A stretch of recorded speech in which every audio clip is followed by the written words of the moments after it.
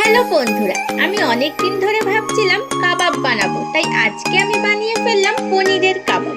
এর জন্য প্রথমে নিয়ে নিলাম অল্প কিছুটা দই, আর মশলার মধ্যে নিয়ে নিলাম হলুদ গুঁড়ো, লঙ্কা গুঁড়ো, জিরে গুঁড়ো, নুন, ধনে গুঁড়ো আর গরম মশলা। তারপরে সব মশলাগুলোকে একসঙ্গে দইয়ের সঙ্গে মিক্স করে নিলাম। তারপরে মশলাটার মধ্যে দিয়ে দিলাম কেটে রাখা পনির, ক্যাপসিকাম আর পেঁয়াজ। এরপর ভালো করে সবকিছু মাখিয়ে নিলাম। মশলাটা মাখানো হয়ে যাওয়ার পরে কাবাবের যে লাঠি স্টিকগুলো থাকে এর মধ্যে একটা একটা করে দিয়ে দিলাম ক্যাপসিকাম, পেঁয়াজ আর পনির। তারপরে কন্টিনিউ লাঠিটাকে এইভাবে সাজিয়ে নিলাম। এরপরে গরম হিটের মধ্যে কাবাবগুলোকে ভালো করে পুড়িয়ে নিলাম। তারপরে আমাদের রেডি হয়ে গেল আজকে আমাদের পনিরের কাবাব। তাহলে বন্ধুরা, বাড়িতে তাহলে কয়েকটি জিনিস দিয়ে চটপট বানিয়ে ফেলো পনিরের কাবাব। টাটা বন্ধুরা।